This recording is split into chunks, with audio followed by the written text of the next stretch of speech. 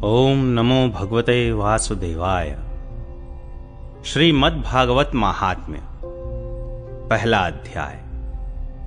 देवर्षि नारद की भक्ति से भेंट।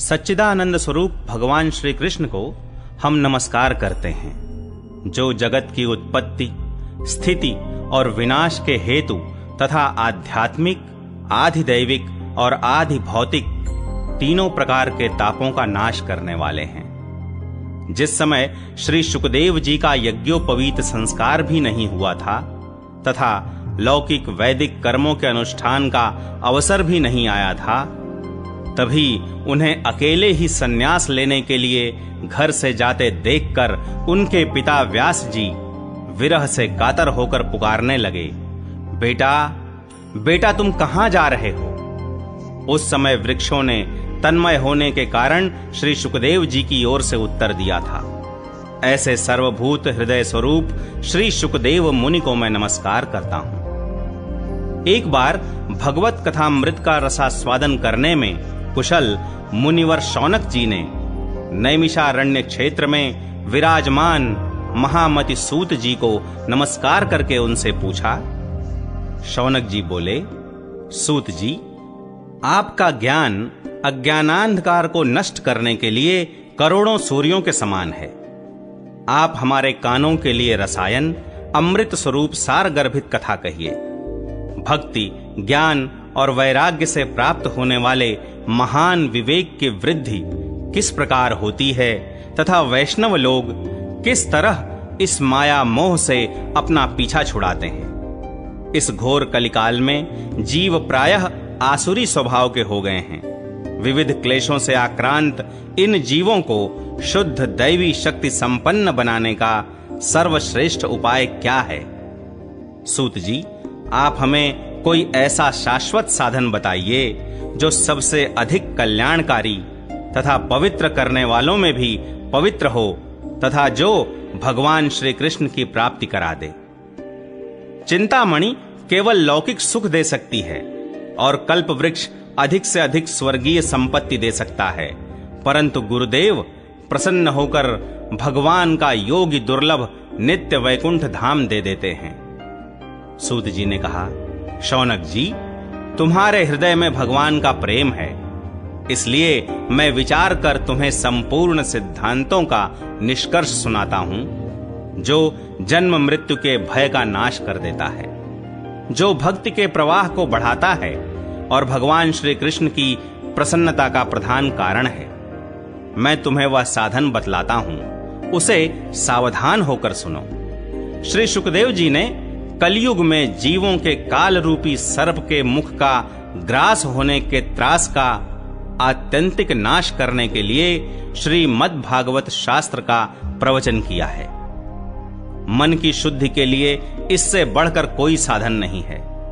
जब मनुष्य के जन्म जन्मांतर का पुण्य उदय होता है, तभी उसे इस भागवत शास्त्र की प्राप्ति होती है। जब शुकदेव जी राजा परीक्षित को यह कथा सुनाने के लिए सभा में विराजमान हुए, तब देवता लोग उनके पास अमृत का कलश लेकर आए। देवता अपना काम बनाने में बड़े कुशल होते हैं, अतः यहां भी सबने शुकदेव मुनि को नमस्कार करके कहा, आप यह अमृत लेकर बदले में हमें कथामृत का दान दीजिए। इस प्रकार परस्पर विनिमय हो जाने पर राजा परीक्षित अमृत का पान करें और हम सब श्रीमद्भागवत रूप अमृत का पान करेंगे। इस संसार में कहां कांच और कहां महामूल्य मणि तथा कहां सुधा और कहां कथा। श्री शुकदेव जी ने उस समय देवताओं की हंसी उड़ा दी। उन्हें भक्ति शून्य कथा का अनधिकारी जानकर कथामृत का दान नहीं किया। इस प्रकार यह श्रीमद्भागवत की कथा देवताओं को भी दुर्लभ है। पूर्व काल में श्रीमद्भागवत के श्रवण से ही राजा परीक्षित की मुक्ति देखकर ब्रह्मा जी को भी बड़ा आश्चर्य हुआ था।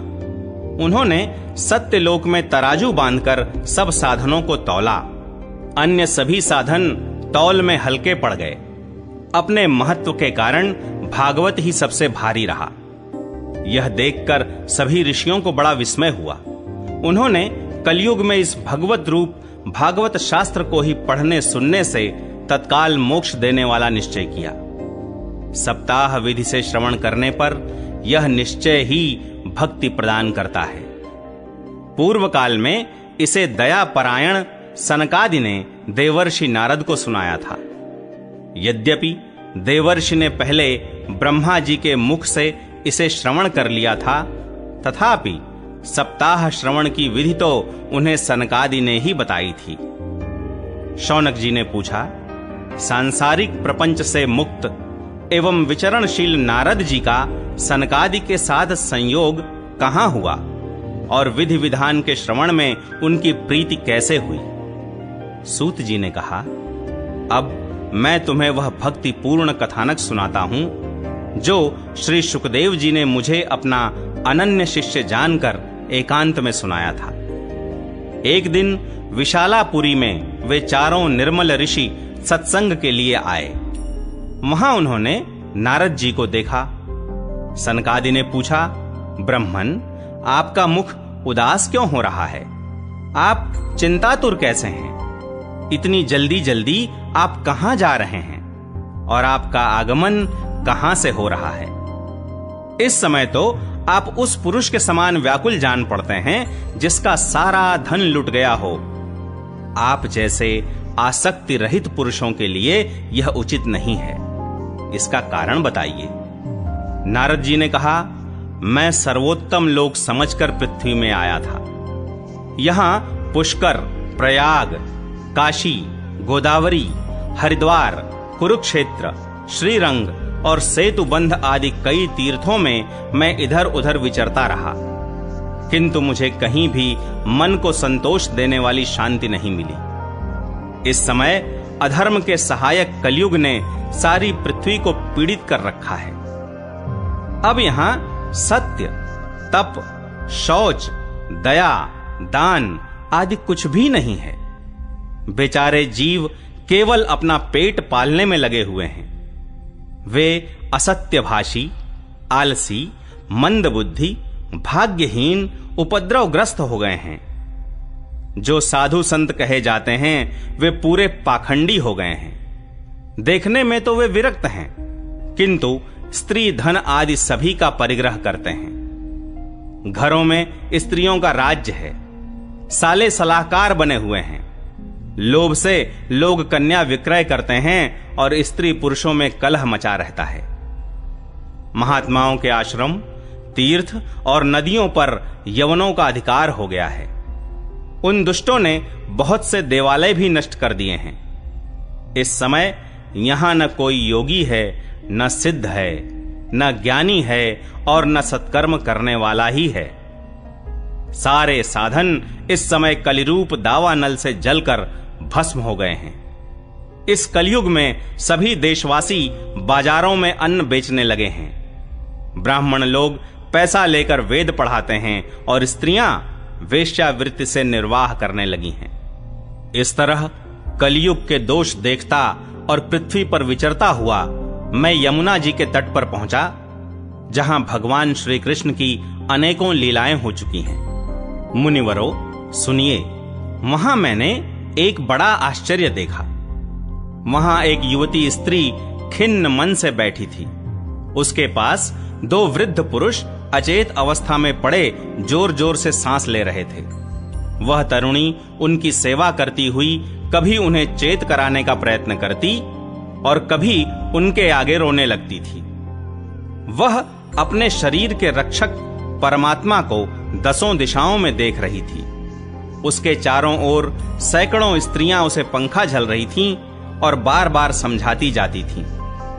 दूर से यह सब चरित्र देखकर मैं कुतूहलवश उसके पास चला गया। मुझे देखकर वह युवती खड़ी हो गई और बड़ी व्याकुल होकर कहने लगी। युवती ने कहा, अजी महात्मा जी, क्षण भर ठहर जाइए और मेरी चिंता को भी नष्ट कर दीजिए। आपका दर्शन तो संसार के सभी पापों को सर्वथा नष्ट कर देने वाला है। आपके वचनों से मेरे दुख की भी बहुत कुछ शांति हो जाएगी। मनुष्य का जब बड़ा भाग्य होता है तभी आपके दर्शन हुआ करते हैं। नारद जी कहते हैं, तब मैंने उस स्त्री से पूछा, देवी तुम कौन हो? ये दोनों पुरुष तुम्हारे क्या होते हैं? और तुम्हारे पास ये कमल नयनी देवियां कौन हैं? तुम हमें विस्तार से अपने दुख का कारण बताओ। युवती ने कहा, मेरा नाम भक्ति है। ये ज्ञान और वैराग्य नामक मेरे पुत्र हैं। समय के फेर से ही ये ऐसे जर्जर हो गए हैं। ये देवियां गंगा जी आदि नदियां हैं। ये सब मेरी सेवा करने के लिए ही आई हैं। इस प्रकार साक्षात देवियों के द्वारा सेवित होने पर भी मुझे सुख शांति नहीं है। तपोधन, अब ध्यान देकर मेरा वृत्तांत सुनिए। मेरी कथा वैसे तो प्रसिद्ध है, फिर भी उसे सुनकर आप मुझे शांति प्रदान करें। मैं द्रविड़ देश में उत्पन्न हुई, कर्नाटक में बढ़ी, कहीं कहीं महाराष्ट्र में सम्मानित हुई, किंतु गुजरात में मुझको बुढ़ापे ने आ घेरा। वहां घोर कलयुग के प्रभाव से पाखंडियों ने मुझे अंग भंग कर दिया। चिरकाल तक यह अवस्था रहने के कारण मैं अपने पुत्रों के साथ दुर्बल और निस्तेज हो गई। अब जब से मैं वृंदावन आई, तब से पुनः परम सुंदरी स्वरूपवती नवयुवती हो गई हूं। किंतु सामने पड़े हुए ये दोनों मेरे पुत्र थके मांदे दुखी हो रहे हैं।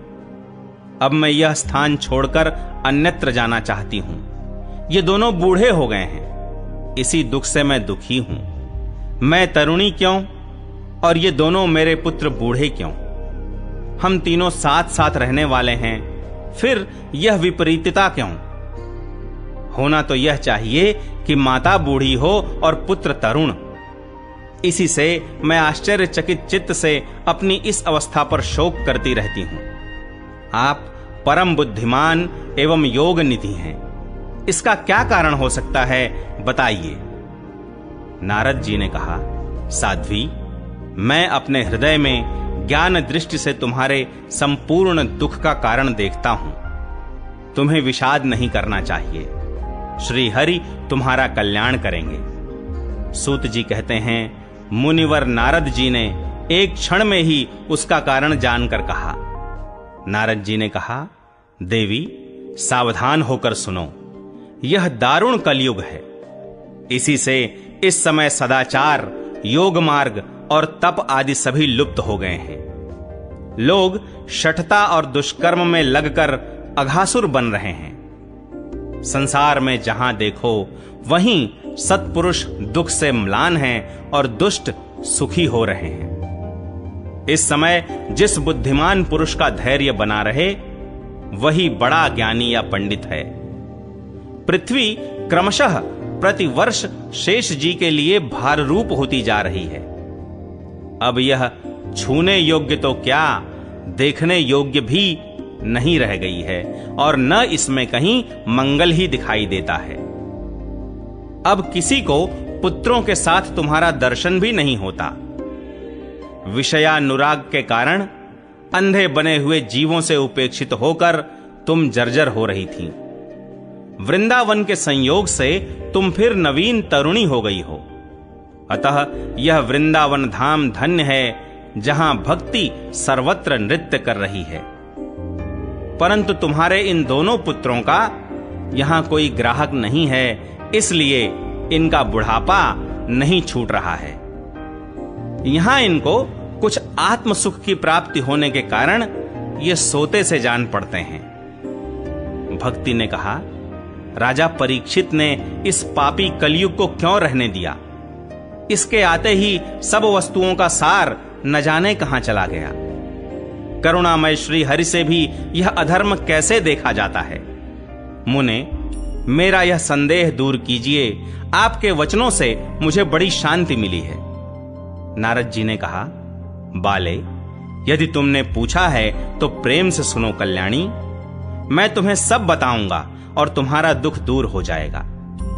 जिस दिन भगवान श्री कृष्ण इस भूलोक को छोड़कर अपने परम धाम को पधारे, उसी दिन से यहां संपूर्ण साधनों में बाधा डालने वाला कलयुग आ गया। दिग्विजय के समय राजा परीक्षित की दृष्टि पड़ने पर कलयुग दीन के समान उनकी शरण में आया।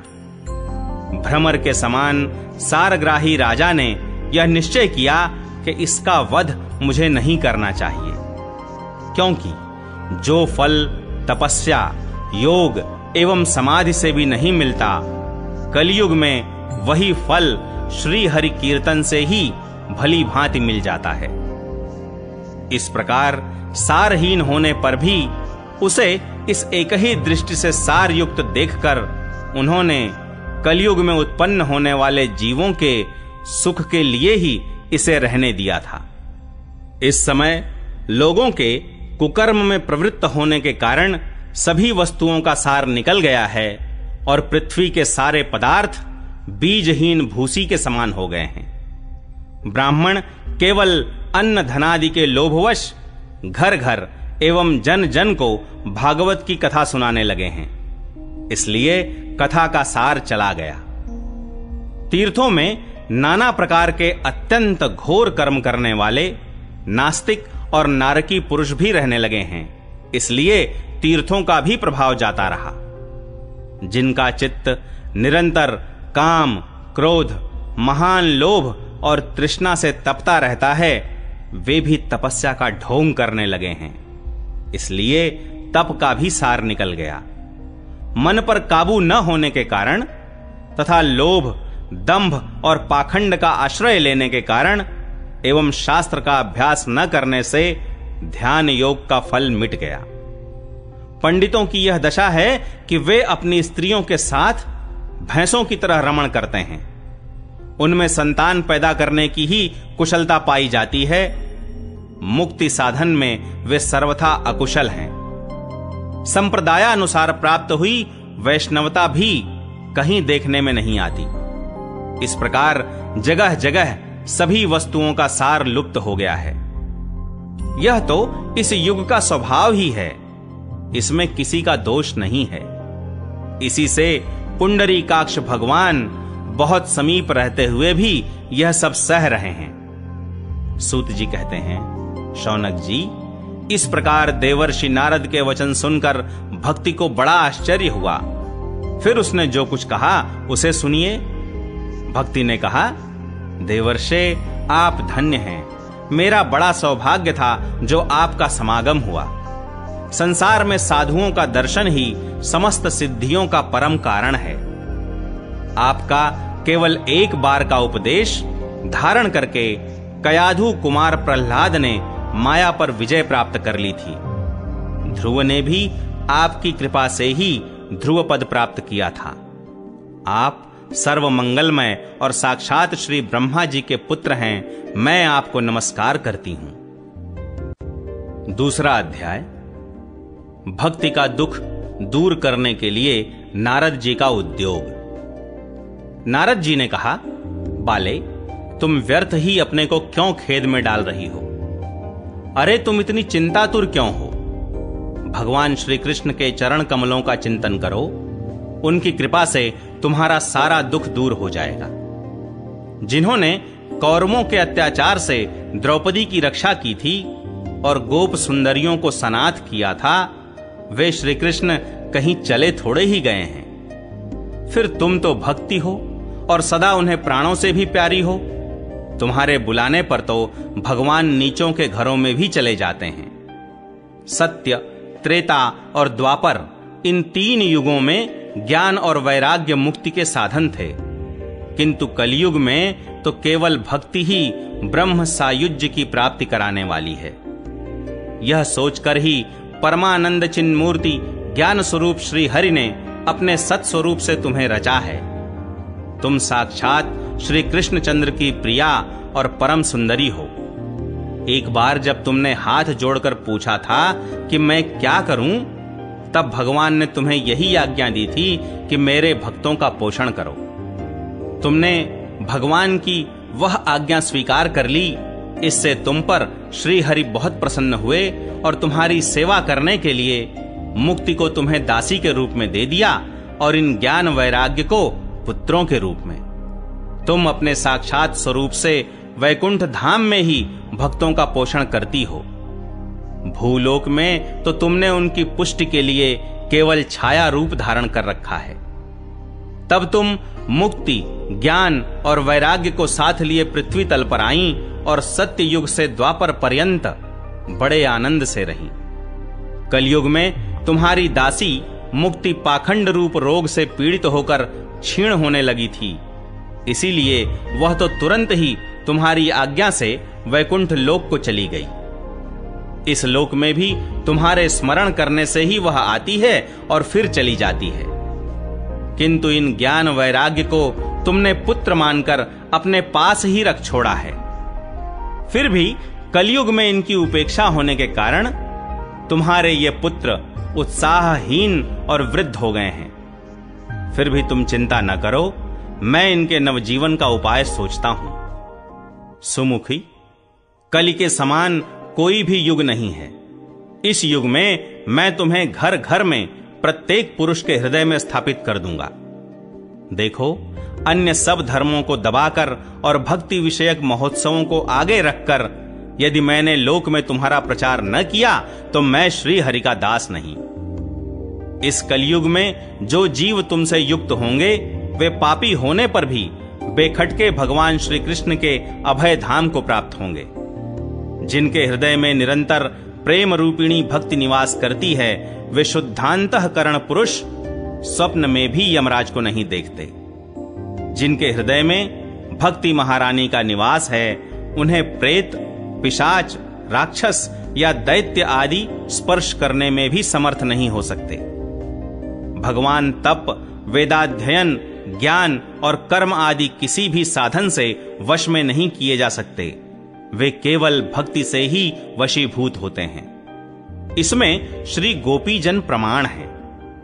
मनुष्यों का सहस्त्रों जन्म के पुण्य प्रताप से भक्ति में अनुराग होता है। कलयुग में केवल भक्ति ही सार है। भक्ति से तो साक्षात श्री कृष्णचंद्र सामने उपस्थित हो जाते हैं। जो लोग भक्ति से द्रोह करते हैं वे तीनों लोकों में दुख ही दुख पाते हैं। पूर्व काल में भक्त का तिरस्कार करने वाले दुर्वासा ऋषि को बड़ा कष्ट उठाना पड़ा था। बस व्रत, तीर्थ, योग, यज्ञ और ज्ञान चर्चा आदि बहुत से साधनों की कोई आवश्यकता नहीं है। एकमात्र भक्ति ही मुक्ति देने वाली है। सूत जी कहते हैं, इस प्रकार नारद जी के निर्णय किए हुए अपने महात्म्य को सुनकर भक्ति के सारे अंग पुष्ट हो गए और वे उनसे कहने लगीं।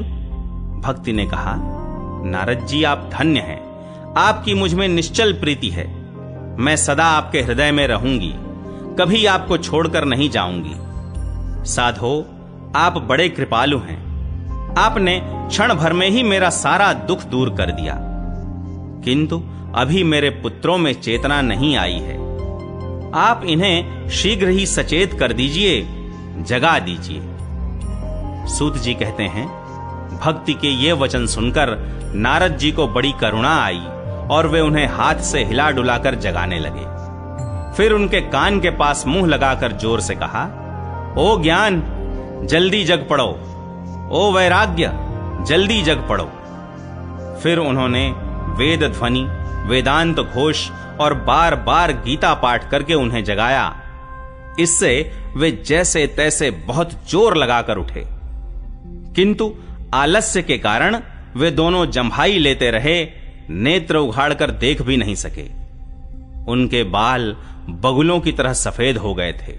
उनके अंग प्रायः सूखे काठ के समान निस्तेज और कठोर हो गए थे।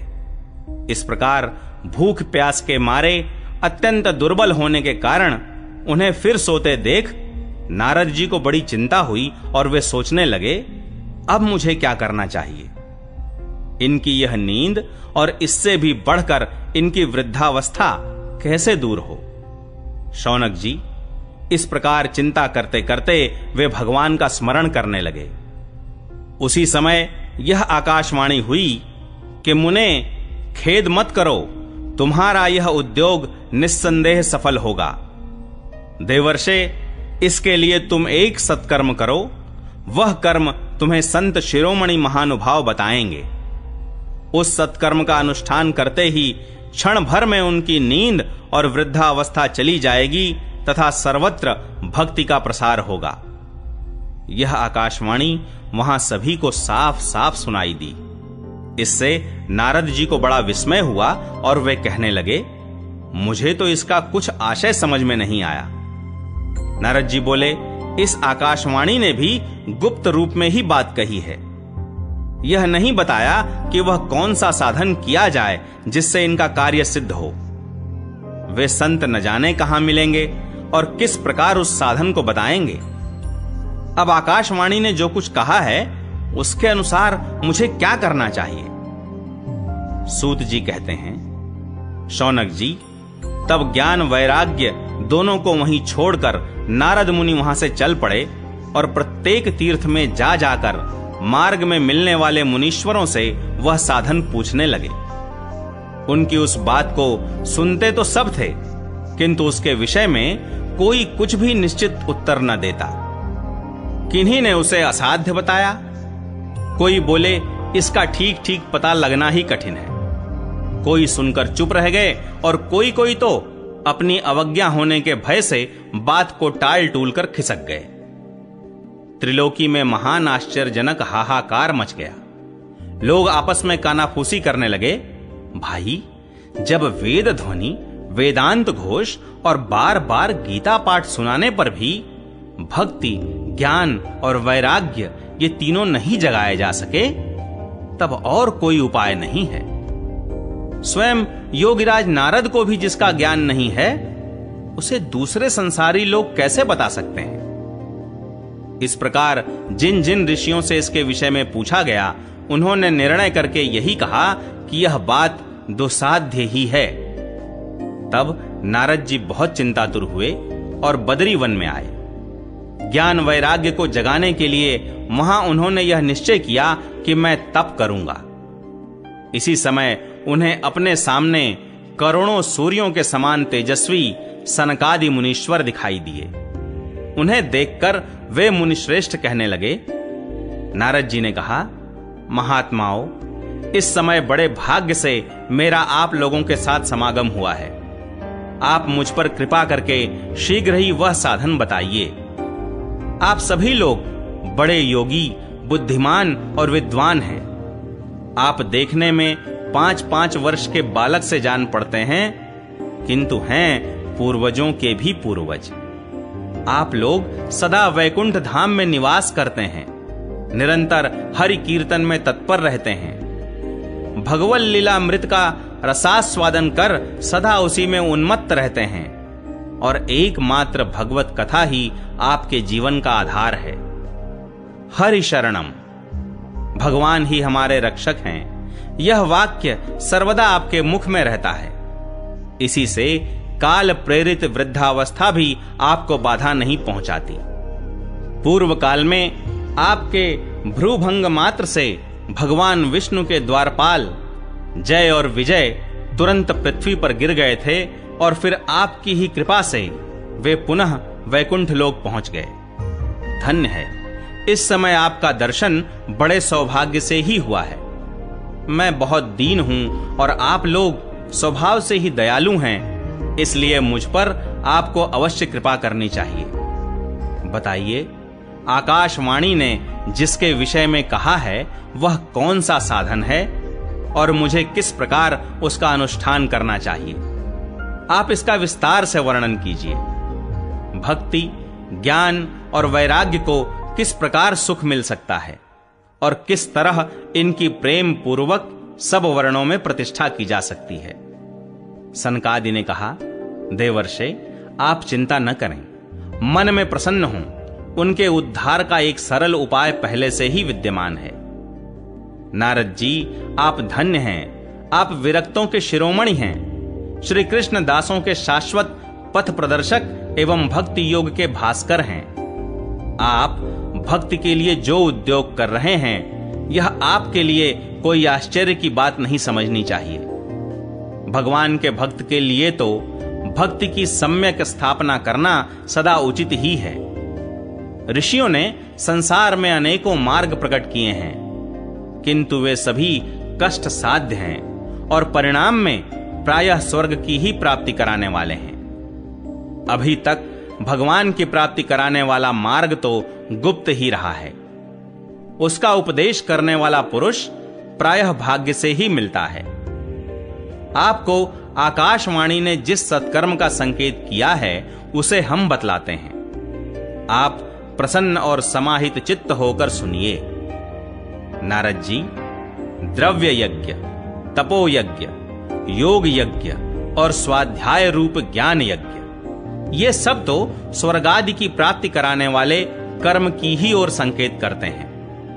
पंडितों ने ज्ञान यज्ञ को ही सत्कर्म का सूचक माना है। वह श्रीमद् भागवत का पारायण है जिसका गान शुक आदि महानुभावों ने किया है।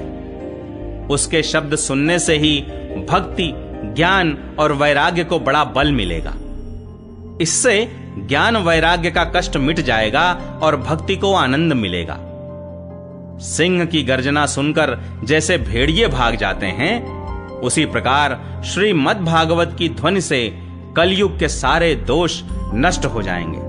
तब प्रेम रस प्रवाहित करने वाली भक्ति, ज्ञान और वैराग्य को साथ लेकर प्रत्येक घर और व्यक्ति के हृदय में क्रीड़ा करेगी। नारद जी ने कहा, मैंने वेद वेदांत की ध्वनि और गीता पाठ करके उन्हें बहुत जगाया, किंतु फिर भी भक्ति, ज्ञान और वैराग्य ये तीनों नहीं जगे। ऐसी स्थिति में श्रीमद् भागवत सुनाने से वे कैसे जगेंगे? क्योंकि उस कथा के प्रत्येक श्लोक और प्रत्येक पद में भी वेदों का ही तो सारांश है। आप लोग शरणागत वत्सल हैं तथा आपका दर्शन कभी व्यर्थ नहीं होता। इसलिए मेरा यह संदेह दूर कर दीजिए, इस कार्य में विलंब न कीजिए। सनकादि ने कहा, श्रीमद् भागवत की कथा वेद और उपनिषदों के सार से बनी है, इसलिए उनसे अलग उनकी फल रूपा होने के कारण वह बड़ी उत्तम जान पड़ती है। जिस प्रकार रस वृक्ष की जड़ से लेकर शाखाग्र पर्यंत रहता है, किंतु इस स्थिति में उसका आस्वादन नहीं किया जा सकता, वही जब अलग होकर फल के रूप में आ जाता है, तब संसार में सभी को प्रिय लगने लगता है। दूध में घी रहता ही है, किंतु उस समय उसका अलग स्वाद नहीं मिलता, वही जब उससे अलग हो जाता है, तब देवताओं के लिए भी स्वादवर्धक हो जाता है। खांड ईख के ओर छोर और बीच में भी व्याप्त रहती है, तथापि अलग होने पर उसकी कुछ और ही मिठास होती है। ऐसी ही यह भागवत की कथा है। यह भागवत पुराण वेदों के समान है। श्री व्यास देव ने इसे भक्ति, ज्ञान और वैराग्य की स्थापना के लिए प्रकाशित किया है। पूर्व काल में जिस समय वेद वेदांत के पारगामी और गीता की भी रचना करने वाले भगवान व्यास देव खिन्न होकर अज्ञान समुद्र में गोते खा रहे थे, उस समय आपने ही उन्हें 4 श्लोकों में इसका उपदेश किया था। उसे सुनते ही उनकी सारी चिंता दूर हो गई थी। फिर इसमें आपको आश्चर्य क्यों हो रहा है, जो आप हमसे प्रश्न कर रहे हैं? आपको उन्हें शोक और दुख का विनाश करने वाला श्रीमद् भागवत पुराण ही सुनाना चाहिए। नारद जी ने कहा, महानुभाव, आपका दर्शन जीव के संपूर्ण पापों को तत्काल नष्ट कर देता है, और जो संसार दुख रूप दावानल से तपे हुए हैं, उन पर शीघ्र ही शांति की वर्षा करता है। आप निरंतर शेष जी के सहस्त्र मुखों से गाए हुए भगवत कथामृत का ही पान करते रहते हैं। मैं प्रेम लक्षणा भक्ति का प्रकाश करने के उद्देश्य से आपकी शरण लेता हूं। जब अनेकों जन्मों के संचित पुण्य पुंज का उदय होने से मनुष्य को सत्संग मिलता है, तब वह उसके अज्ञान जनित मोह और मद रूप अंधकार का नाश करके विवेक उदय होता है। 3रा अध्याय, भक्ति के कष्ट की निवृत्ति। नारद जी कहते हैं, अब मैं भक्ति, ज्ञान और वैराग्य को स्थापित करने के लिए प्रयत्न पूर्वक श्री शुकदेव जी के कहे हुए भागवत शास्त्र की कथा द्वारा उज्जवल ज्ञान यज्ञ करूंगा। यह यज्ञ मुझे कहां करना चाहिए, आप इसके लिए कोई स्थान बता दीजिए। आप लोग वेद के पारगामी हैं, इसलिए मुझे इस शुक शास्त्र की महिमा सुनाइए। यह भी बताइए कि श्रीमद् भागवत की कथा कितने दिनों में सुनानी चाहिए और उसके सुनने की विधि क्या है। सनकादि बोले, नारद जी, आप बड़े विनीत और विवेकी हैं। सुनिए, हम आपको ये सब बातें बताते हैं। हरिद्वार के पास आनंद नाम का एक घाट है। वहां अनेकों ऋषि रहते हैं तथा देवता और सिद्ध लोग भी उसका सेवन करते रहते हैं। भांति भांति के वृक्ष और लताओं के कारण वह बड़ा सघन है और वहां बड़ी कोमल नवीन बालू बिछी हुई है। वह घाट बड़ा ही सुरम्य और एकांत प्रदेश में है। वहां हर समय सुनहले कमलों की सुगंध आया करती है। उसके आसपास रहने वाले सिंह, हाथी आदि परस्पर विरोधी जीवों के चित्त में भी वैर भाव नहीं है। वहां आप बिना किसी विशेष प्रयत्न के ही ज्ञान यज्ञ आरंभ कर दीजिए। उस स्थान पर कथा में अपूर्व रस का उदय होगा। भक्ति भी अपनी आंखों के ही सामने निर्बल और जरा जीर्ण अवस्था में पड़े हुए ज्ञान और वैराग्य को साथ लेकर वहां आ जाएगी, क्योंकि जहां भी श्रीमद् भागवत की कथा होती है वहां ये भक्ति आदि अपने आप पहुंच जाते हैं। वहां कानों में कथा के शब्द पढ़ने से ये तीनों तरुण हो जाएंगे। सूत जी कहते हैं, इस प्रकार कहकर नारद जी के साथ सनकादि भी श्रीमद् भागवत कथामृत का पान करने के लिए वहां से तुरंत गंगा तट पर चले आए। जिस समय वे तट पर पहुंचे, भूलोक, देवलोक और ब्रह्मलोक सभी जगह इस कथा का हल्ला हो गया। जो जो भगवत कथा के रसिक विष्णु भक्त थे, वे सभी श्रीमद् भागवतामृत का पान करने के लिए सबसे आगे दौड़ दौड़ कर आने लगे। भृगु, वशिष्ठ, च्यवन, गौतम, मेधातिथि, देवल, देवरात, परशुराम, विश्वामित्र, शाकल, मार्कंडेय, दत्तात्रेय, पिप्पलाद, योगेश्वर व्यास और पराशर, छायाशुक, जाजली और जुन्हु आदि सभी प्रधान प्रधान मुनिगण अपने अपने पुत्र, शिष्य और स्त्रियों समेत बड़े प्रेम से वहां आए। इनके सिवा वेद, वेदांत, मंत्र, तंत्र, 17 पुराण और 6 शास्त्र भी मूर्तिमान होकर वहां उपस्थित हुए। गंगा आदि नदियां, पुष्कर आदि सरोवर, कुरुक्षेत्र आदि समस्त क्षेत्र, सारी दिशाएं, दंडक आदि वन, हिमालय आदि पर्वत तथा देव, गंधर्व और दानव आदि सभी कथा सुनने चले आए। जो लोग अपने गौरव के कारण नहीं आए, महर्षि भृगु उन्हें समझा बुझा कर ले आए। तब कथा सुनाने के लिए दीक्षित होकर श्री कृष्ण परायण सनकादि नारद जी के दिए हुए श्रेष्ठ आसन पर विराजमान हुए।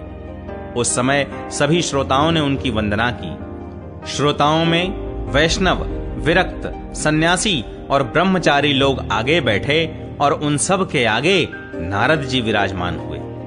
एक ओर ऋषिगण, एक ओर देवता, एक ओर वेद और उपनिषद आदि तथा एक ओर तीर्थ बैठे और दूसरी ओर स्त्रियां बैठी। उस समय सब ओर जय जयकार, नमस्कार और शंखों का शब्द होने लगा और अबीर, गुलाल, खील एवं फूलों की खूब वर्षा होने लगी। कोई कोई देवश्रेष्ठ तो विमानों पर चढ़कर वहां बैठे हुए सब लोगों पर कल्प वृक्ष के पुष्पों की वर्षा करने लगे। सूत जी कहते हैं, इस प्रकार पूजा समाप्त होने पर जब सब लोग एकाग्र चित्त हो गए, तब सनकादि ऋषि महात्मा नारद को श्रीमद् भागवत का महात्म्य स्पष्ट करके सुनाने लगे। सनकादि ने कहा, अब हम आपको इस भागवत शास्त्र की महिमा सुनाते हैं। इसके श्रवण मात्र से मुक्ति हाथ लग जाती है। श्रीमद् भागवत की कथा का सदा सर्वदा सेवन, आस्वादन करना चाहिए। इसके श्रवण मात्र से श्री हरि हृदय में आ विराजते हैं। इस ग्रंथ में 18,000 श्लोक और 12 स्कंध हैं तथा श्री शुकदेव और राजा परीक्षित का संवाद है। आप यह भागवत शास्त्र ध्यान देकर सुनिए। यह जीव तभी तक अज्ञानवश इस संसार चक्र में भटकता है जब तक क्षण भर के लिए भी कानों में इस सुख शास्त्र की कथा नहीं पड़ती। बहुत से शास्त्र और पुराण सुनने से क्या लाभ है? इससे तो व्यर्थ का भ्रम बढ़ता है। मुक्ति देने के लिए तो एकमात्र भागवत शास्त्र ही गरज रहा है। जिस घर में नित्य प्रति श्रीमद् भागवत की कथा होती है वह तीर्थ रूप हो जाता है और जो लोग उसमें रहते हैं उनके सारे पाप नष्ट हो जाते हैं। हजारों अश्वमेध और सैकड़ों वाजपेय यज्ञ इस शुक शास्त्र की कथा का 16वां अंश भी नहीं हो सकते।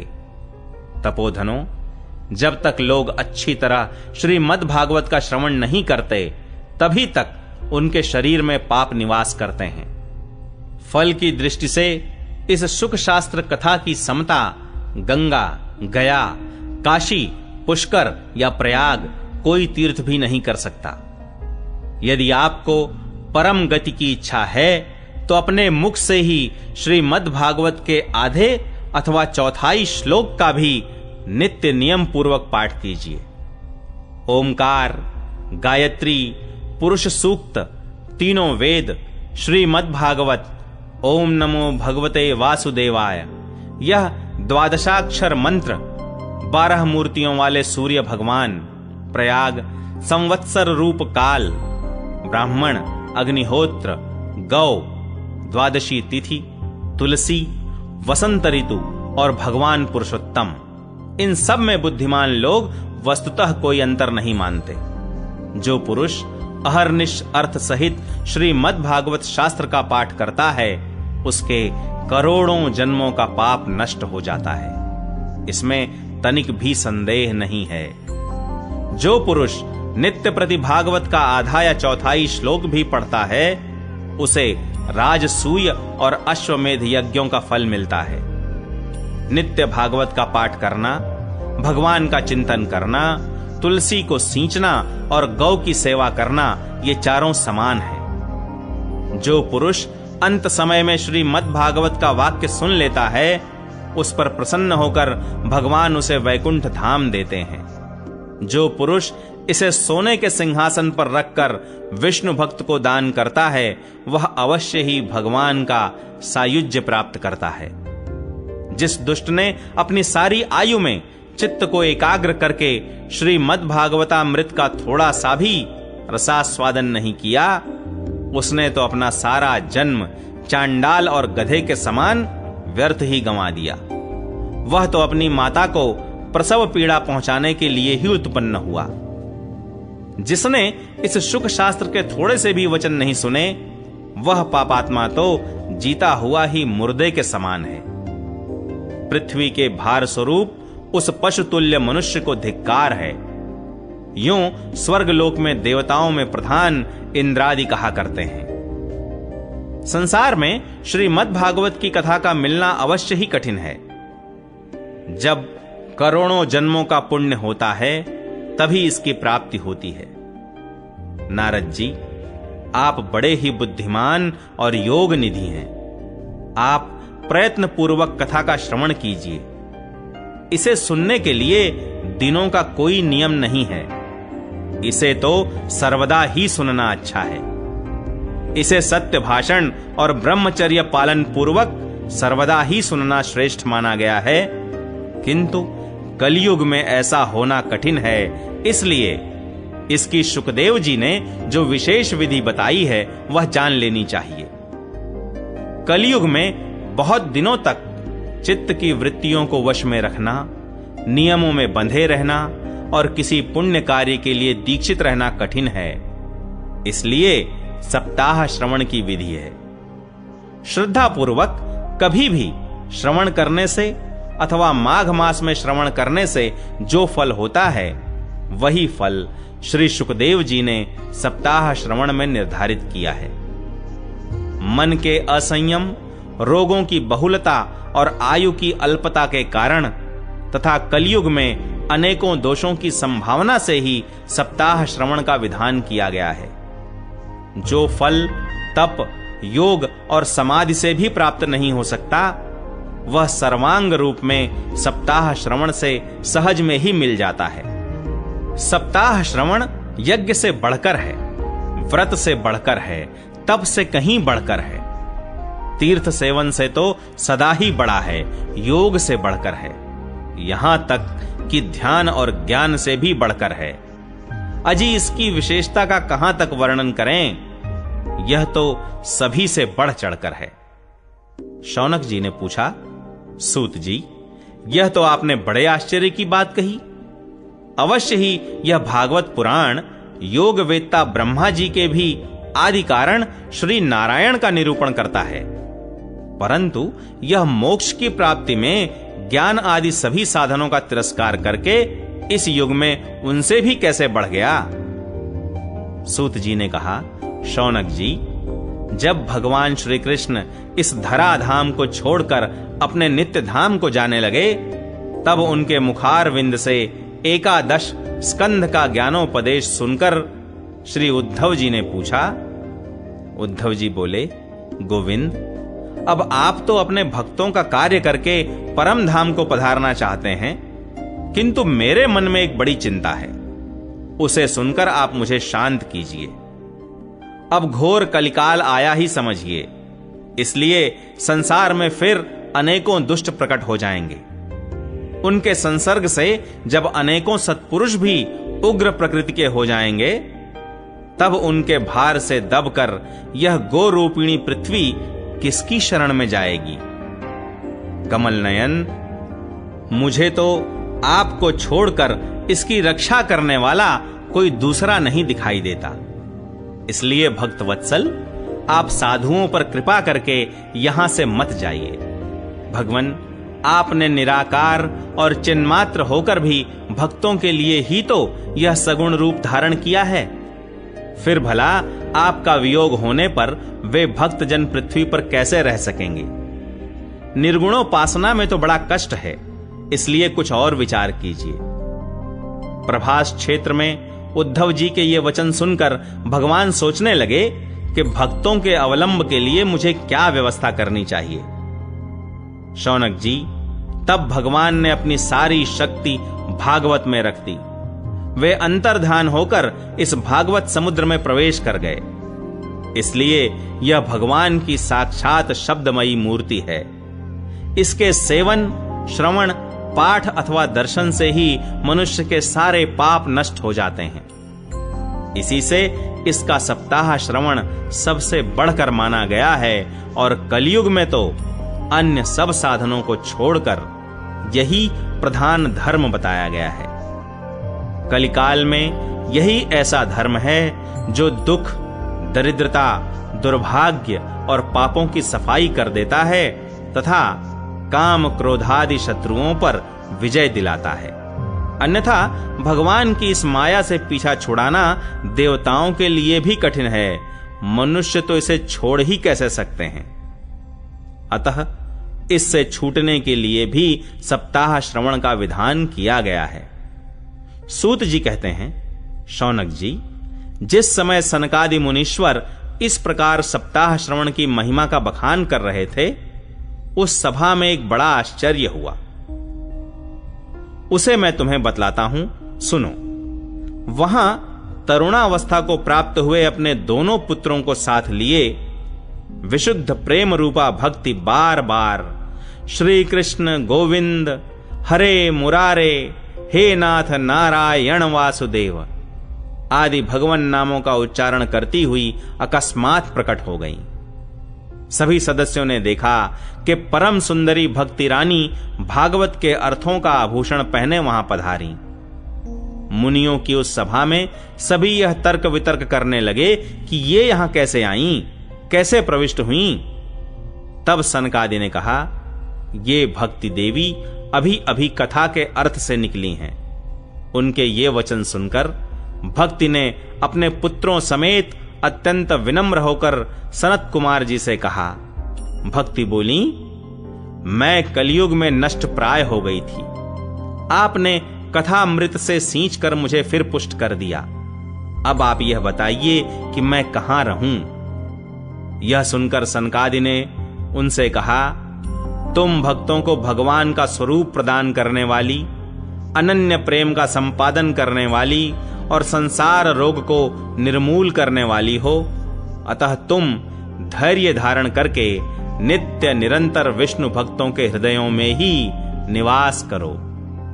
ये कलयुग के दोष भले ही सारे संसार पर अपना प्रभाव डालें, किंतु वहां तुम पर इनकी दृष्टि भी नहीं पड़ सकेगी। इस प्रकार उनकी आज्ञा पाते ही भक्ति तुरंत भगवत भक्तों के हृदयों में जा विराजी।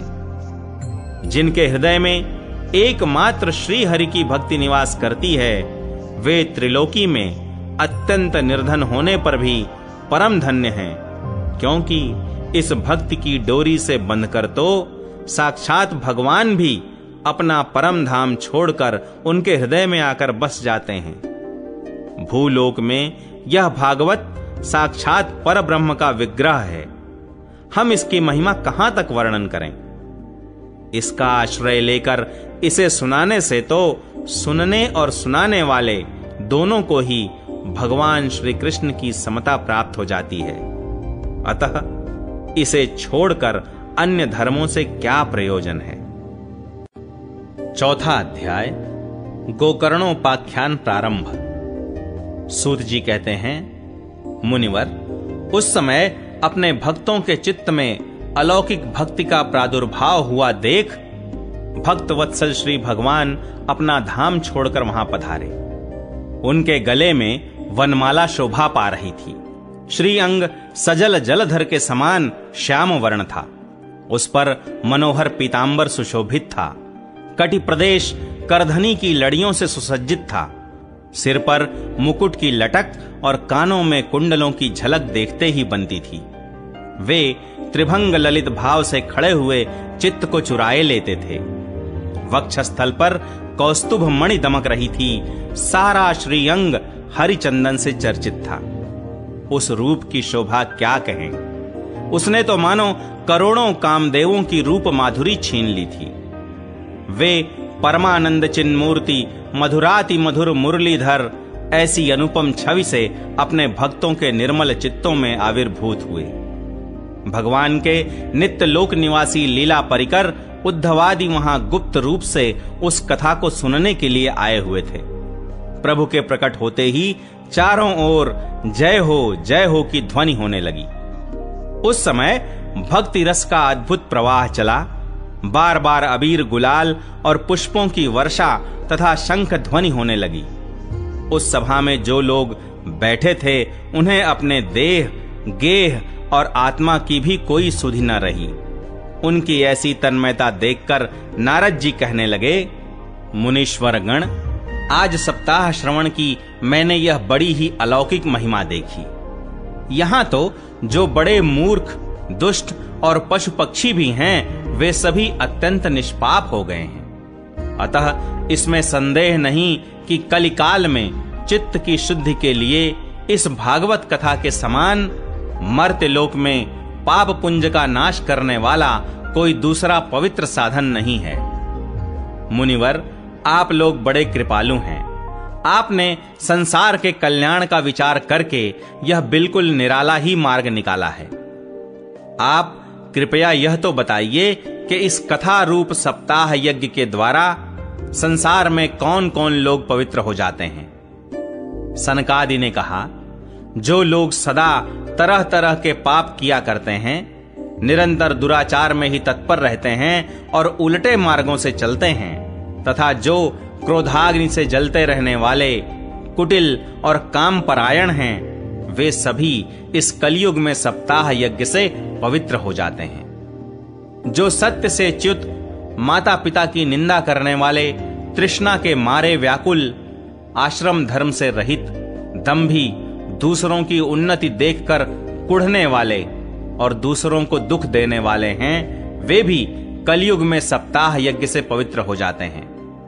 जो मदिरापान, ब्रह्म हत्या, सुवर्ण की चोरी, गुरु स्त्री गमन और विश्वासघात, ये 5 महापाप करने वाले, छल छद्म परायण, क्रूर, पिशाचों के समान निर्दयी, ब्राह्मणों के धन से पुष्ट होने वाले और व्यभिचारी हैं, वे भी कलयुग में सप्ताह यज्ञ से पवित्र हो जाते हैं। जो दुष्ट आग्रह पूर्वक सर्वदा मन, वाणी या शरीर से पाप करते रहते हैं, दूसरे के धन से ही पुष्ट होते हैं तथा मलिन मन और दुष्ट हृदय वाले हैं, वे भी कलयुग में सप्ताह यज्ञ से पवित्र हो जाते हैं।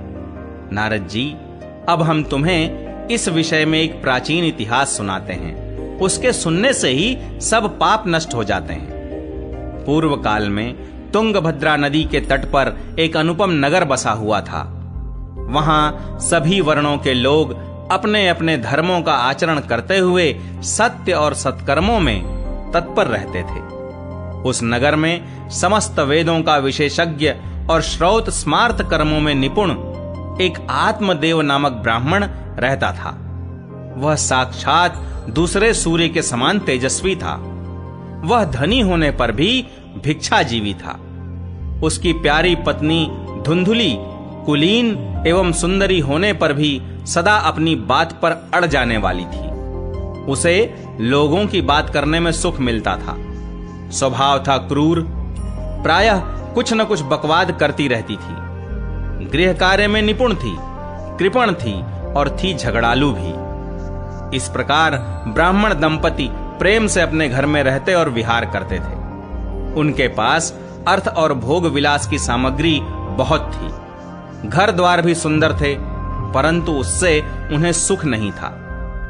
जब अवस्था बहुत ढल गई, तब उन्होंने संतान के लिए तरह तरह के पुण्य कर्म आरंभ किए और वे दीन दुखियों को गौ, पृथ्वी, सुवर्ण और वस्त्रादि दान करने लगे। इस प्रकार धर्म मार्ग में उन्होंने अपना आधा धन समाप्त कर दिया, तो भी उन्हें पुत्र या पुत्री किसी का भी मुख देखने को न मिला। इसलिए अब वह ब्राह्मण बहुत ही चिंतातुर रहने लगा। एक दिन वह ब्राह्मण देवता बहुत दुखी होकर घर से निकलकर वन को चल दिया। दोपहर के समय उसे प्यास लगी, इसलिए वह एक तालाब पर आया। संतान के अभाव के दुख ने उसके शरीर को बहुत सुखा दिया था, इसलिए थक जाने के कारण जल पीकर वह वहीं बैठ गया। 2 घड़ी बीतने पर वहां एक सन्यासी महात्मा आए। जब ब्राह्मण देवता ने देखा कि वे जल पी चुके हैं, तब वह उनके पास गया और चरणों में नमस्कार करने के बाद सामने खड़े होकर लंबी लंबी सांसें लेने लगा। सन्यासी ने पूछा, कहो ब्राह्मण देवता, रोते क्यों हो? ऐसी तुम्हें क्या भारी चिंता है? तुम जल्दी ही मुझे अपने दुख का कारण बताओ। ब्राह्मण ने कहा, महाराज, मैं अपने पूर्व जन्म के पापों से संचित दुख का क्या वर्णन करूं?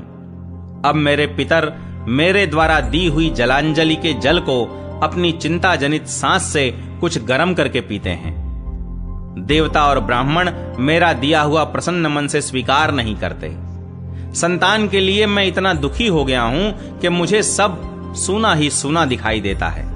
मैं प्राण त्यागने के लिए यहां आया हूं। संतानहीन जीवन को धिक्कार है, संतानहीन गृह को धिक्कार है, संतानहीन धन को धिक्कार है और संतानहीन कुल को धिक्कार है। मैं जिस गाय को पालता हूं वह भी सर्वथा बांझ हो जाती है। जो पेड़ लगाता हूं उस पर भी फल फूल नहीं लगते। मेरे घर में जो फल आता है वह भी बहुत जल्दी सड़ जाता है। जब मैं ऐसा अभागा और पुत्रहीन हूं, तब फिर इस जीवन को ही रखकर मुझे क्या करना है? यूं कहकर वह ब्राह्मण दुख से व्याकुल हो उन सन्यासी महात्मा के पास फूट फूट कर रोने लगा। तब उन यतिवर के हृदय में बड़ी करुणा उत्पन्न हुई। वे योगनिष्ठ थे। उन्होंने उसके ललाट की रेखाएं देखकर सारा वृत्तांत जान लिया और फिर उसे विस्तार पूर्वक कहने लगे। सन्यासी ने कहा, ब्राह्मण देवता, इस प्रजा प्राप्ति का मोह त्याग दो। कर्म की गति प्रबल है। विवेक का आश्रय लेकर संसार की वासना छोड़ दो। विप्रवर, सुनो, मैंने इस समय तुम्हारा प्रारब्ध देखकर निश्चय किया है कि 7 जन्म तक तुम्हारे कोई संतान किसी प्रकार नहीं हो सकती। पूर्व काल में राजा सगर एवं अंग को संतान के कारण दुख भोगना पड़ा था।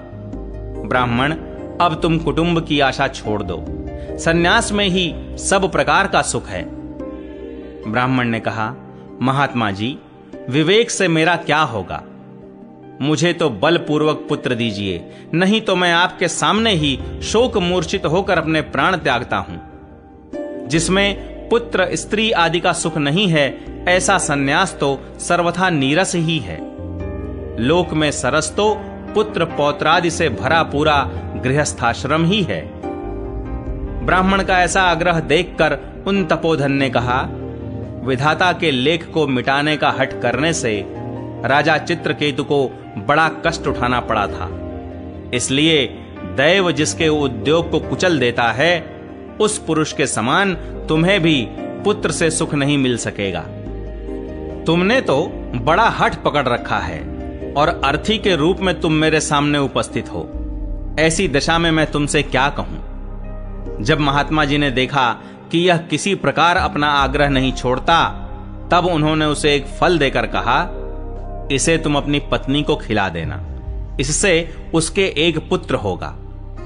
तुम्हारी स्त्री को 1 साल तक सत्य, शौच, दया, दान और एक समय एक ही अन्न खाने का नियम रखना चाहिए।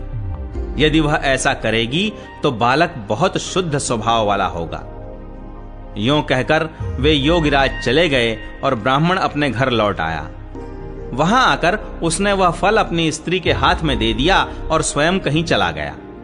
उसकी स्त्री तो कुटिल स्वभाव की थी ही। वह रो रोकर अपनी एक सखी से कहने लगी, सखी, मुझे तो बड़ी चिंता हो गई, मैं तो यह फल नहीं खाऊंगी। फल खाने से गर्भ रहेगा और गर्भ से पेट बढ़ जाएगा, फिर कुछ खाया पिया जाएगा नहीं, इससे मेरी शक्ति क्षीण हो जाएगी, और तब बता घर का धंधा कैसे होगा? और दैववश यदि कहीं गांव में डाकुओं का आक्रमण हो गया तो गर्भिणी स्त्री कैसे भागेगी? यदि सुखदेव जी की तरह यह गर्भ भी पेट में ही रह गया तो इसे बाहर कैसे निकाला जाएगा? और कहीं प्रसव काल के समय वह टेढ़ा हो गया तो फिर प्राणों से ही हाथ धोना पड़ेगा। यों भी प्रसव के समय बड़ी भयंकर पीड़ा होती है। मैं सुकुमारी भला ये सब कैसे सह सकूंगी? मैं जब दुर्बल पड़ जाऊंगी तब ननद रानी आकर घर का सब माल मत्ता समेट ले जाएंगी, और मुझसे तो सत्य शौचादि नियमों का पालन होना भी कठिन ही जान पड़ता है। जो स्त्री बच्चा जनती है उसे उस बच्चे के लालन पालन में भी बड़ा कष्ट होता है।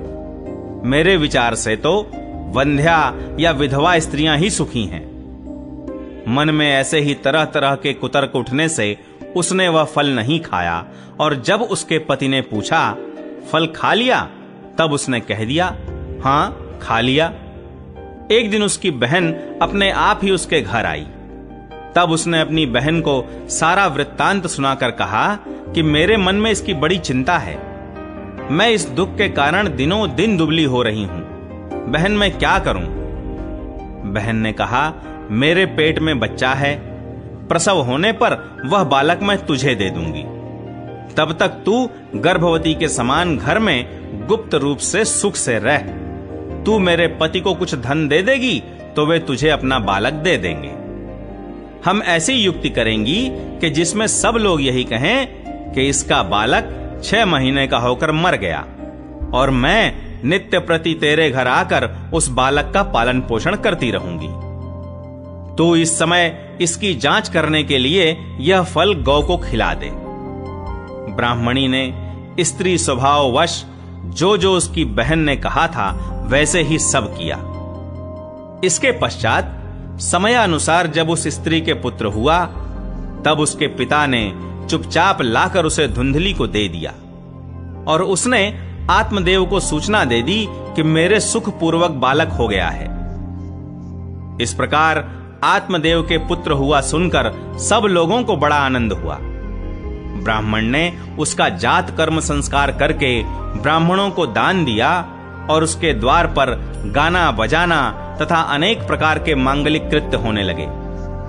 धुंधुली ने अपने पति से कहा, मेरे स्तनों में तो दूध ही नहीं है, फिर गौ आदि किसी अन्य जीव के दूध से मैं इस बालक का किस प्रकार पालन करूंगी? मेरे बहन के अभी बालक हुआ था वह मर गया है।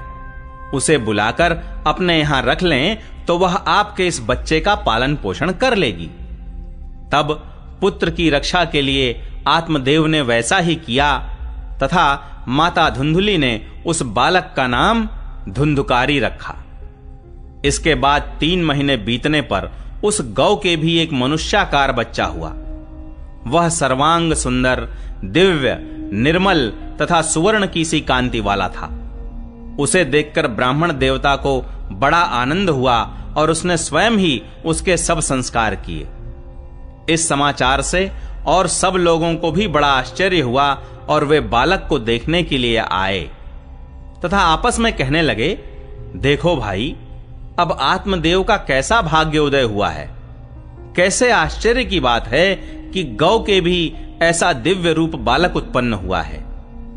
दैव योग से इस गुप्त रहस्य का किसी को भी पता न लगा।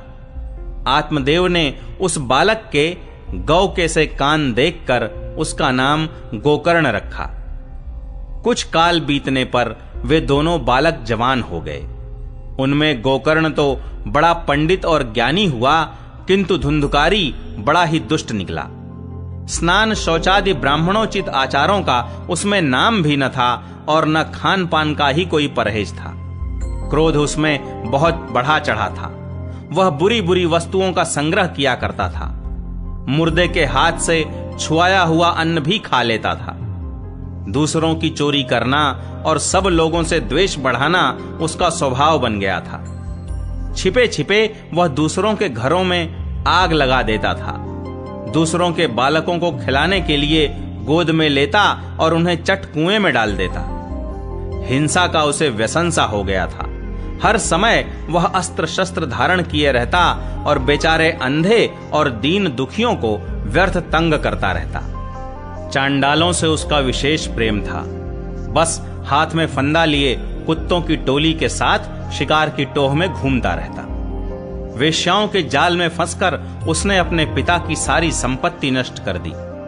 एक दिन माता पिता को मार पीट कर घर के सब बर्तन भांडे उठा ले गया। इस प्रकार जब सारी संपत्ति स्वाहा हो गई, तब उसका कृपण पिता फूट फूट कर रोने लगा और बोला, इससे तो इसकी मां का बांझ रहना ही अच्छा था। कुपुत्र तो बड़ा ही दुखदाई होता है। अब मैं कहां रहूं, कहां जाऊं? मेरे इस संकट को कौन काटेगा? हाय, मेरे ऊपर तो बड़ी विपत्ति आ पड़ी है। इस दुख के कारण अवश्य मुझे एक दिन प्राण छोड़ने पड़ेंगे।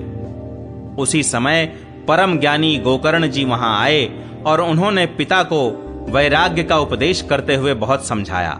वे बोले, पिताजी, यह संसार असार है। यह अत्यंत दुख रूप और मोह में डालने वाला है। पुत्र किसका, धन किसका? स्नेहवान पुरुष रात दिन दीपक के समान जलता रहता है। सुख न तो इंद्र को है और न चक्रवर्ती राजा को ही। सुख है तो केवल विरक्त एकांत जीवी मुनि को। यह मेरा पुत्र है, इस अज्ञान को छोड़ दीजिए।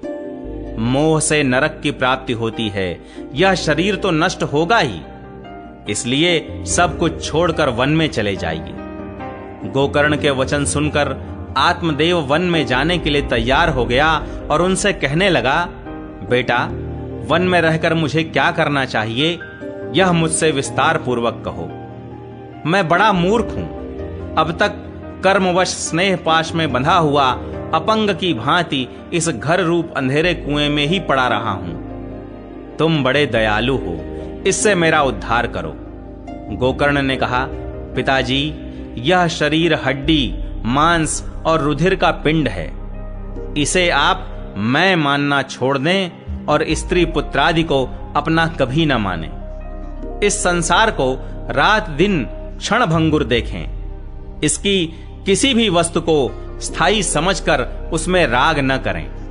बस एकमात्र वैराग्य रस के रसिक होकर भगवान की भक्ति में लगे रहें। भगवत भजन ही सबसे बड़ा धर्म है।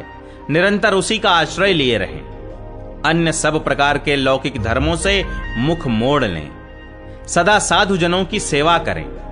भोगों की लालसा को पास न फटकने दें तथा जल्दी से जल्दी दूसरों के गुण दोषों का विचार करना छोड़कर एकमात्र भगवत सेवा और भगवान की कथाओं के रस का ही पान करें।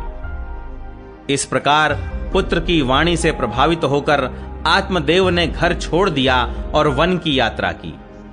यद्यपि उसकी आयु उस समय 60 वर्ष की हो चुकी थी, फिर भी बुद्धि में पूरी दृढ़ता थी। वहां रात दिन भगवान की सेवा पूजा करने से और नियम पूर्वक भागवत के 10वें स्कंध का पाठ करने से उसने भगवान श्री कृष्णचंद्र को प्राप्त कर लिया। 5वां अध्याय, धुंधुकारी को प्रेत योनि की प्राप्ति और उससे उद्धार। सूत जी कहते हैं, शौनक जी, पिता के वन चले जाने पर एक दिन धुंधुकारी ने अपनी माता को बहुत पीटा और कहा, बता धन कहां रखा है, नहीं तो अभी तेरी लुआठी से खबर लूंगा। उसकी इस धमकी से डरकर और पुत्र के उपद्रवों से दुखी होकर वह रात्रि के समय कुएं में जा गिरी और इसी से उसकी मृत्यु हो गई। योगनिष्ठ गोकर्ण जी तीर्थ यात्रा के लिए निकल गए। उन्हें इन घटनाओं से कोई सुख या दुख नहीं होता था, क्योंकि उनका न कोई मित्र था न शत्रु। धुंधुकारी 5 वेश्याओं के साथ घर में रहने लगा। उनके लिए भोग सामग्री जुटाने की चिंता ने उसकी बुद्धि नष्ट कर दी और वह नाना प्रकार के अत्यंत क्रूर कर्म करने लगा। एक दिन उन कुलटाओं ने उससे बहुत से गहने मांगे। वह तो काम से अंधा हो रहा था। मौत की उसे कभी याद नहीं आती थी। बस उन्हें जुटाने के लिए वह घर से निकल पड़ा। वह जहां तहां से बहुत सा धन चुराकर घर लौट आया तथा उन्हें कुछ सुंदर वस्त्र और आभूषण लाकर दिए।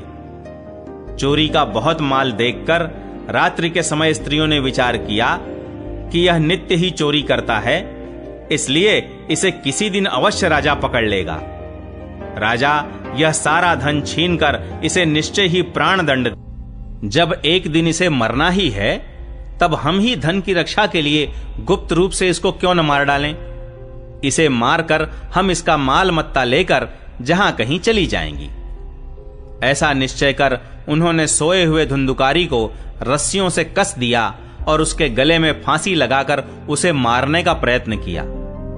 इससे जब वह जल्दी न मरा तो उन्हें बड़ी चिंता हुई। तब उन्होंने उसके मुख पर बहुत से दहकते अंगारे डाले। इससे वह अग्नि की लपटों से बहुत छटपटा कर मर गया। उन्होंने उसके शरीर को एक गड्ढे में डालकर गाड़ दिया। सच है, स्त्रियां प्रायः बड़ी दुस्साहसी होती हैं। उनके इस कृत्य का किसी को भी पता न चला। लोगों के पूछने पर कह देती थीं कि हमारे प्रियतम पैसे के लोभ से अब की बार कहीं दूर चले गए हैं, इसी वर्ष के अंदर लौट आएंगे। बुद्धिमान पुरुष को दुष्टा स्त्रियों का कभी विश्वास नहीं करना चाहिए। जो मूर्ख इनका विश्वास करता है उसे दुखी होना पड़ता है। इनकी वाणी तो अमृत के समान कामियों के हृदय में रस का संचार करती है, किंतु हृदय छुरे की धार के समान तीक्ष्ण होता है। भला इन स्त्रियों का कौन प्यारा है। वे कुलटाएं धुंधुकारी की सारी संपत्ति समेटकर वहां से चंपत हो गईं। उनके ऐसे न जाने कितने पति थे और धुंधुकारी अपने कुकर्मों के कारण भयंकर प्रेत हुआ। वह बवंडर के रूप में सर्वदा 10 दिशाओं में भटकता रहता था तथा शीत धाम से संतप्त और भूख प्यास से व्याकुल होने के कारण हा दैव चिल्लाता रहता था, परंतु उसे कहीं भी कोई आश्रय न मिला। कुछ काल बीतने पर गोकर्ण ने भी लोगों के मुख से धुंधुकारी की मृत्यु का समाचार सुना। तब उसे अनाथ समझकर उन्होंने उसका गया जी में श्राद्ध किया और भी जहां जहां वे जाते थे उसका श्राद्ध अवश्य करते थे। इस प्रकार घूमते घूमते गोकर्ण जी अपने नगर में आए और रात्रि के समय दूसरों की दृष्टि से बचकर सीधे अपने घर के आंगन में सोने के लिए पहुंचे। वहां अपने भाई को सोया देख आधी रात के समय धुंधुकारी ने अपना बड़ा विकट रूप दिखाया। वह कभी भेड़ा, कभी हाथी, कभी भैंसा, कभी इंद्र और कभी अग्नि का रूप धारण करता। अंत में वह मनुष्य के आकार में प्रकट हुआ। ये विपरीत अवस्थाएं देखकर गोकर्ण ने निश्चय किया कि यह कोई दुर्गति को प्राप्त हुआ जीव है। तब उन्होंने उससे धैर्यपूर्वक पूछा। गोकर्ण ने कहा, तू कौन है? रात्रि के समय ऐसे भयानक रूप क्यों दिखा रहा है? तेरी यह दशा कैसे हुई? हमें बता तो सही। तू प्रेत है, पिशाच है अथवा कोई राक्षस है? सूत जी कहते हैं, गोकर्ण के इस प्रकार पूछने पर वह बार बार जोर जोर से रोने लगा। उसमें बोलने की शक्ति नहीं थी, इसलिए उसने केवल संकेत मात्र किया। तब गोकर्ण ने अंजलि में जल लेकर उसे अभिमंत्रित करके उस पर छिड़का। इससे उसके पापों का कुछ शमन हुआ और वह इस प्रकार कहने लगा।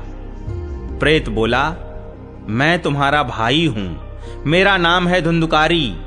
मैंने अपने ही दोष से अपना ब्राह्मणत्व नष्ट कर दिया। मेरे कुकर्मों की गिनती नहीं की जा सकती।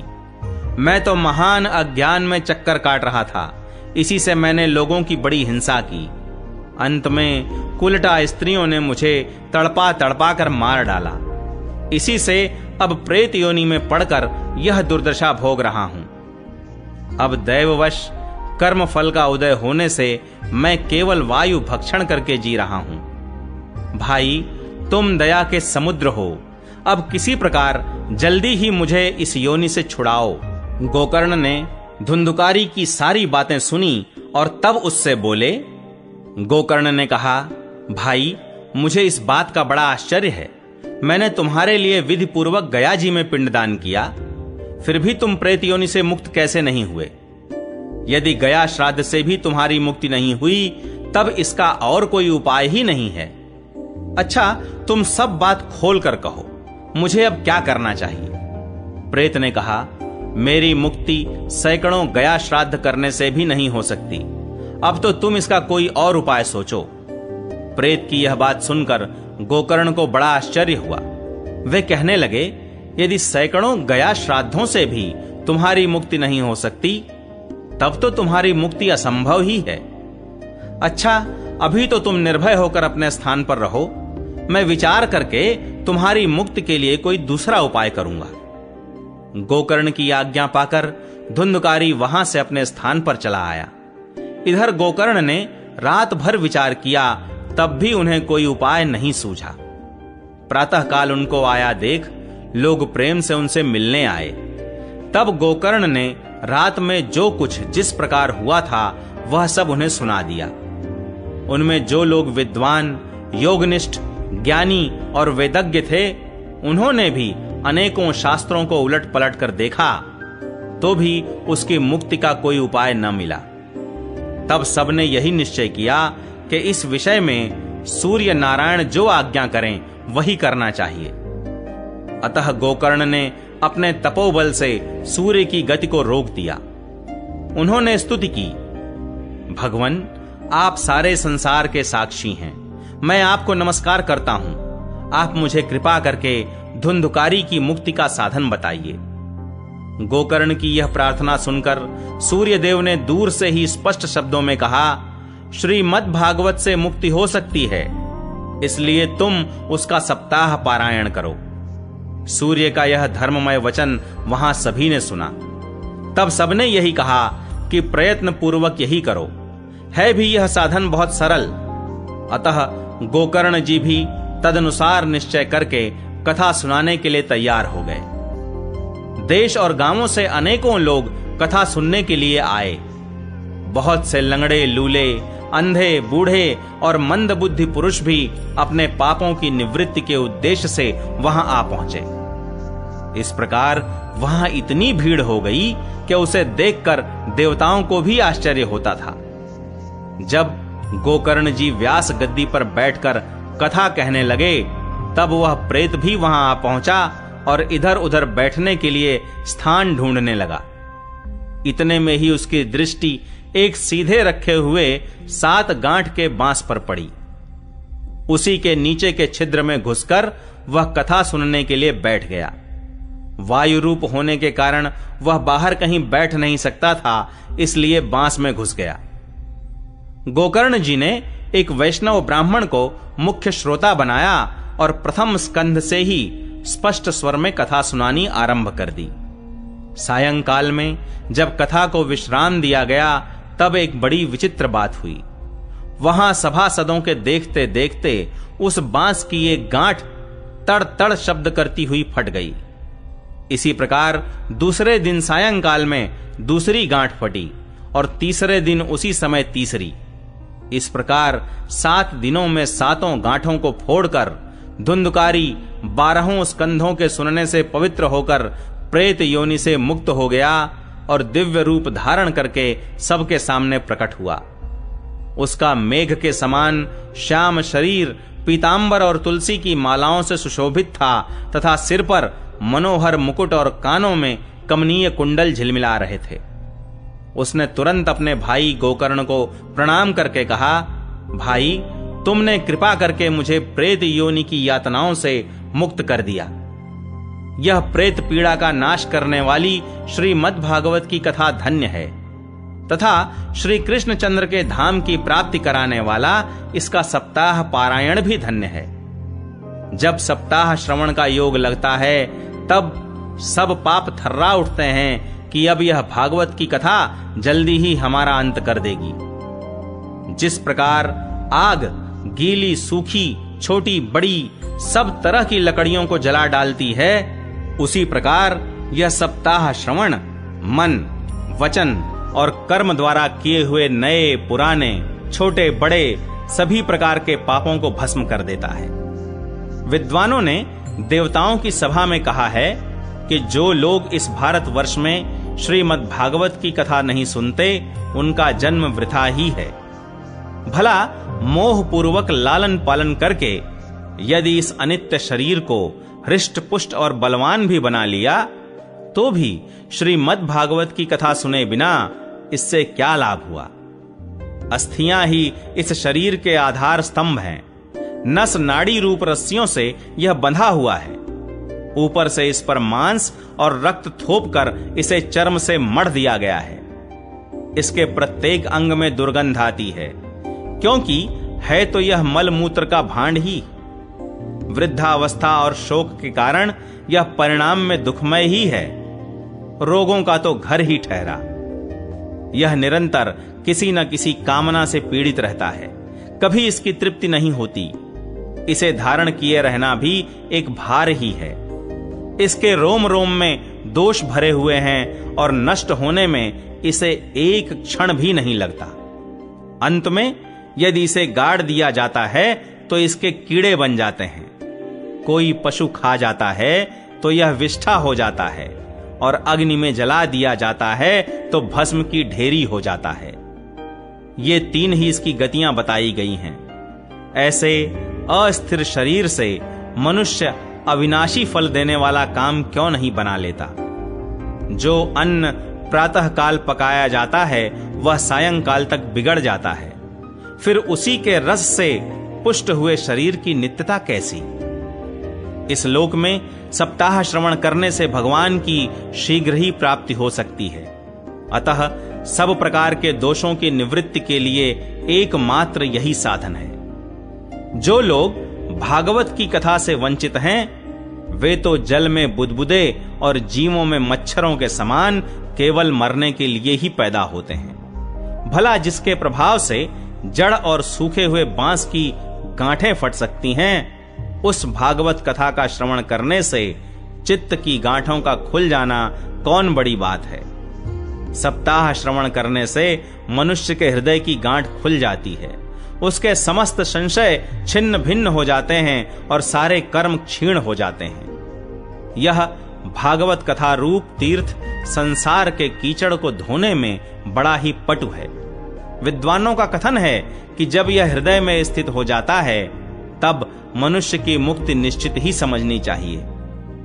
जिस समय धुंधुकारी ये सब बातें कह रहा था, जिसके लिए वैकुंठवासी पार्षदों के सहित एक विमान उतरा, उससे सब ओर मंडलाकार प्रकाश फैल रहा था।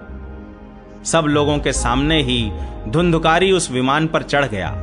तब उस विमान पर आए हुए पार्षदों को देखकर उनसे गोकर्ण ने यह बात कही।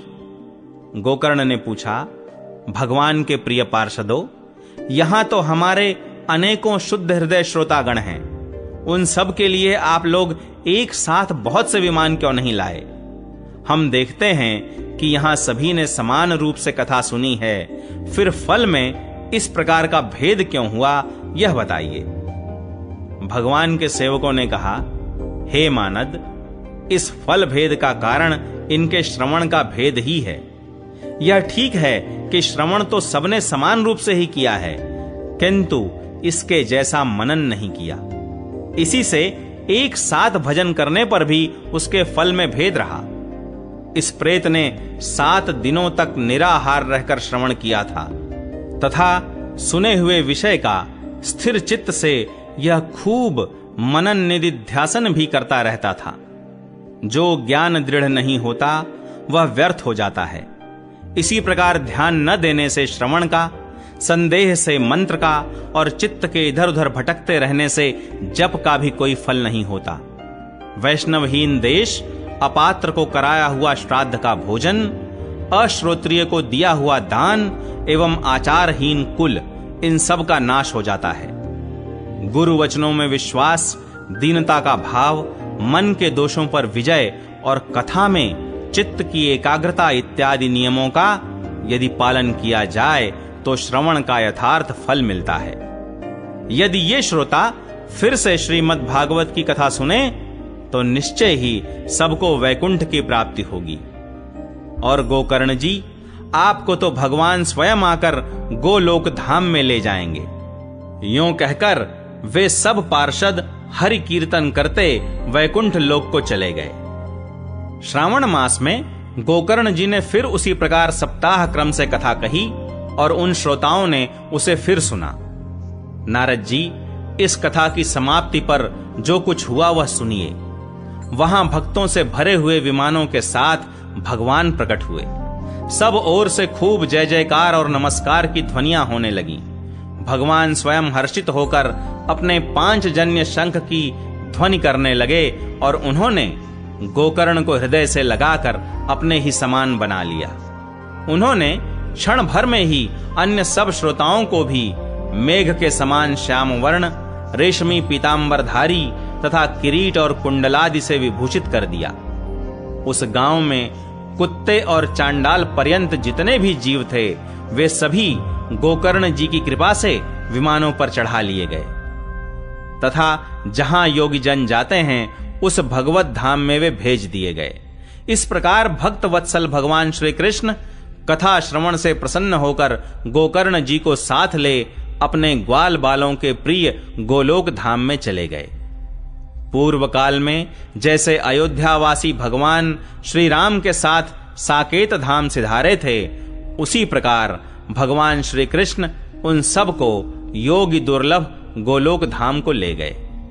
जिस लोक में सूर्य, चंद्रमा और सिद्धों की भी कभी गति नहीं हो सकती, उसमें वे श्रीमद् भागवत श्रवण करने से चले गए।